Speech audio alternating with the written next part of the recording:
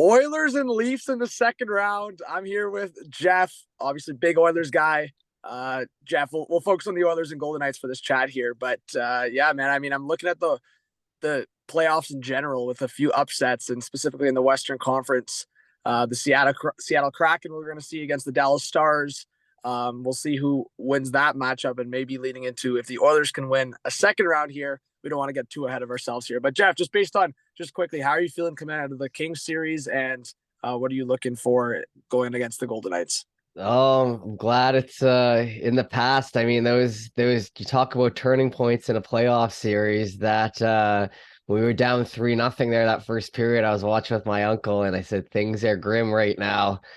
Things we're looking down at that point, and to get the momentum back and be able to make it over the second round, especially with all these upsets we've seen. I mean, it wouldn't have been out of the ordinary to see, the Oilers go out to the Kings. And we talked about tough first round matchups. I think the Kings are pretty tough, and to make it through relatively unscathed, I'm happy about it. And obviously, before we start, congratulations to your Leafers. I know I've kind of been known as a bit of a Leafs hater over the past few years, but I respect the game of hockey too much to not appreciate how epic that win was for you guys. And seeing your little reaction video gave me a smile. But anyway, that's where I'm feeling. It was a tough matchup. It was like the way I kept thinking in my head is like the Kings are like a bug. You just can't squish them. They were always there. They weren't gonna lie over and roll over against their backs against the wall like Winnipeg did. So it was good to be here on the other side, buddy. Welcome. Yeah, well, thank you. And I was gonna say, I mean, yeah, man, it's kind of that sense of relief. I feel like I saw it a lot from Oilers fans last year after they beat the Flames, because it's like even with the McDavid and Draisaitl era now, it's like the Oilers have those expectations to go far every year at this point. So going into a couple like series, and then obviously like the disappointment against Chicago, like certain things like that we're building. So for an Oilers team that beat the Flames last year, and again, I don't want to get too ahead of myself here, or for you to get ahead of yourself, but I look at the situation here now, and again, Jake Ottinger's doing crazy things on the other side. But if the Oilers can beat the Golden Knights here, I mean, the momentum riding for this Oilers team, and as you just said, there was a point in that series where the Kings were up 3-0 and things were looking rough. And it wasn't necessarily that Campbell was the better option over Skinner, but as we talked about, Jeff, before the playoffs started, the fact that you have that second option to do something like that, I think it would have been a very scary scenario if they had. I mean, look what happened with Winnipeg. They got stuck putting freaking like their poor second option, and they were just, there's nothing there to go for. You're just all in on Hellebuck.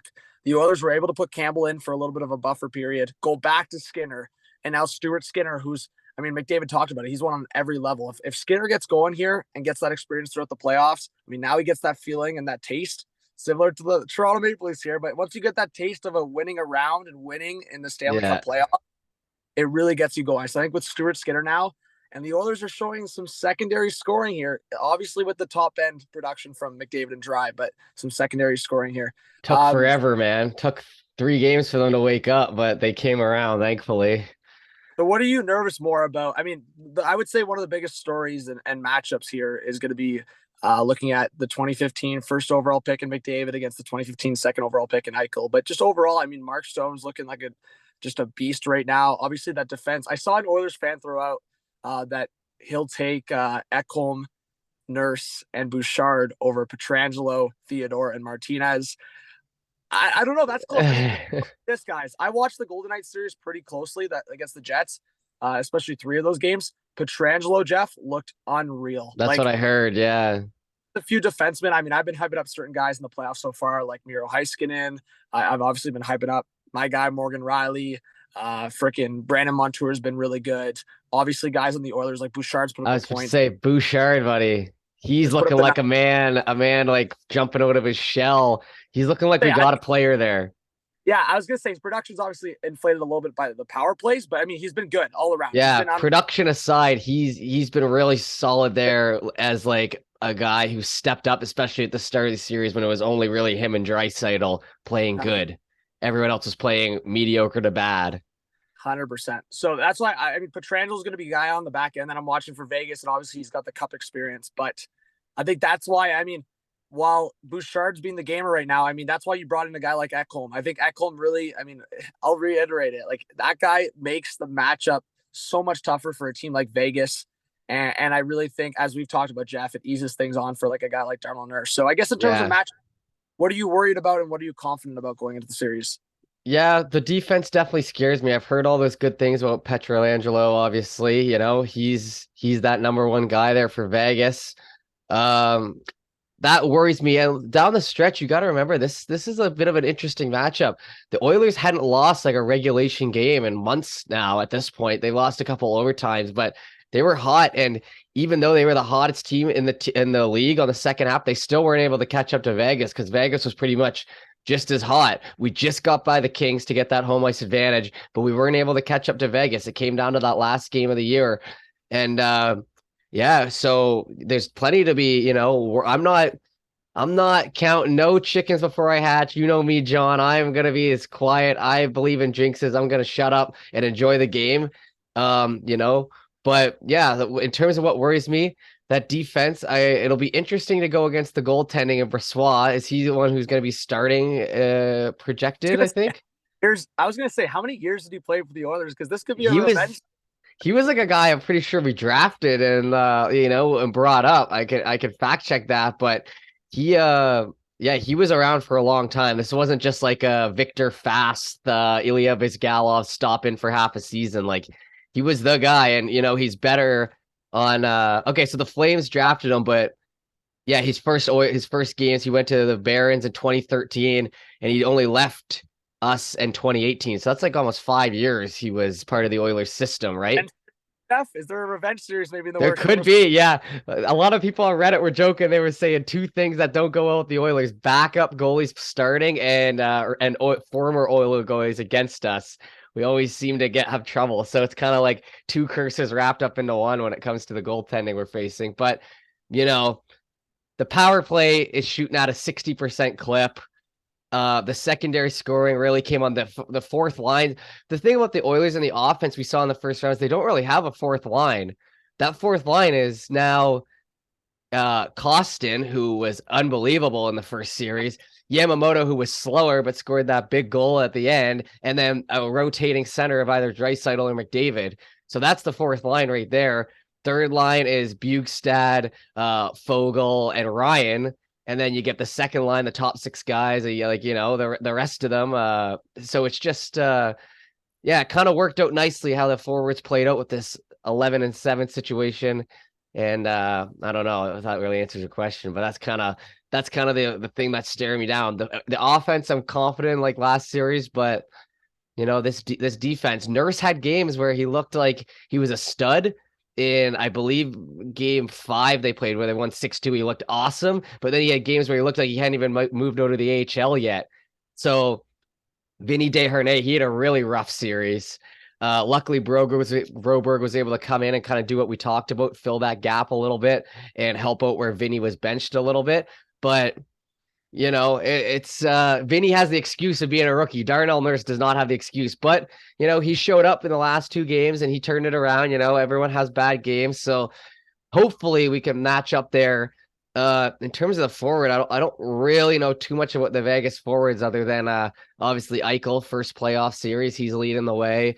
Who were their guys, their wingers who provided that first series? Like, were other guys scoring? Yeah, like the OG guys, like William Karlsson had a pretty good series. Marchessault could be a Stone? different. Yeah, I mean Stone scored a couple big goals, came back. Like I think I would have to fact check, but he was almost a point per game, I believe, in the series or around Yeah. a point. Barbashev was a good presence. I mean, we know he has playoff pedigree, and Riley Smith, and I mean Chandler Yeah. Stevens. Lot guys, Oilers fans, if you're watching this video, Chandler Stevenson was flying out there. That is an underrated guy that you do not want to take lightly. Very underrated. So yeah, like they have a lot of sneaky guys, Jeff. Like obviously the star guys that are going to stand out are Eichel and Stone, but I truly think Vegas has got a lot of underrated guys here, and William Karlsson, as I said, had a good series. So yeah, I mean, I look at this series in, as you kind of said, in one of two ways. Like obviously, to me, I think the star power, and in most series, Edmonton's going to win that battle every time. Especially when it comes to the power play. I think both teams have that strength. So I think it's really going to come down to special teams and star power here. But I will say that if the Oilers like revert back to their struggles of secondary scoring, that's where Vegas could overtake this series, because I really think goaltending is a toss up for me in this series, because as we talked about the storyline of Brossoit, but again, you think that it's that even with Brossoit in that? oh no, like I don't think it's even. I'm just saying, like, to me, I still like all we've seen is one round for Stuart Skinner. Like, he played well, Yeah, played well. I'm just saying, is he going to keep it going? I think so, but to me, I don't think like Brossoit had a really good series. Like, Brossoit outdueled Connor Hellebuck. Like, I think yeah, that can't be overstated here. So to me, if Brossoit plays like that, he's at the same level as what Skinner did. I think that, like, if I have to pull it up, I think their save percentage yeah, is around like that 9-10, 9-15 mark, right? So my thing is that's the difference for me, because I really look at the top three defense for Vegas, look at the top three defense for Edmonton. I think that's pretty even. So for me, I think Edmonton's got to keep that secondary scoring going, because if they can be consistent on that front, then I'm taking Edmonton's, like, as I said, star power, and that's where they can make the difference. I mean, Draisaitl is just having it's the yeah. same old story with Draisaitl in the playoffs. Dude, he was a monster that first round. He actually Same. had zero mistakes on grade A chances that last game. The one where they won 5-4 or whatever. He didn't have one turnover. None of the chances they got when he was on the ice were his fault. He scored that executioner shot goal there on the right side. These are just just this, he's the guy. He's the guy. Like, that's that game we were playing in game 6. I said, get the puck to Draisaitl. You know what I mean? Just he was perfect that game. So, look, he's a motivated man. They want to lift the cup, man. It's wide open. Yeah, and I was gonna say, I don't even think we've seen like McDavid fully scratch the surface yet in this playoffs. So I I mean, know. if he gets going to his full, like, to me, it's a scary thing with Connor, because if we're talking about Draisaitl being the best player on the Oilers right now, like, that's a scary thing, because McDavid can turn it on and we're laughing at it. So Yeah. just for you, Jeff, overall, I mean, again, you don't want to get, to me, I'm with you, man. I don't want to get too ahead and talk about certain things that are gonna, whatever, it's a jinx or Yeah. just. I've watched too much hockey to be that dumb. So what I'll ask you, this is literally like recording this video. This is not Jeff's opinion. This is not my opinion. This is strictly based on fact of what the scenario is right now. So the Bruins got knocked out. The Avs got knocked out. As it stands right now, Jeff, the Leafs and Oilers are the two cup favorites. What, without getting too ahead, just based on percentage, based on how you see it, pretend we're not Leafs and Oilers fans right now. Yeah. You see do you see a chance of one or both going to the conference finals, then maybe even a cup final, or just in general, like, do you think there's a good shot of seeing one of these two Canadian teams in the final? I think there's a very good shot, John. I think the roads got a lot more clear after last night with Colorado and the Bruins getting knocked out. Because what would be the situation? The Oilers would have to play Vegas, make it through Vegas, and then they would be either Dallas or Seattle. Yeah. And out of that, I'd probably rather play Seattle. And then that would go to and then that would be it. And then for you on your side, you got Florida in front of you, and then it's either going to be the Hurricanes, the Devils, or the Rangers, right? So I think if you can match up against the Devils there, you got a really good shot. I think you should be cheering for the Devils tonight, even though they might be. I don't really know how much better they are. What I'm cheering for the Devils myself, but Yeah. I think there's a path, buddy. Yeah, we'll see what happens. I mean, I made the pretty solid take going into the playoffs that there's going to be an Atlantic Division team in the Stanley Cup final. Obviously, I went with Boston. But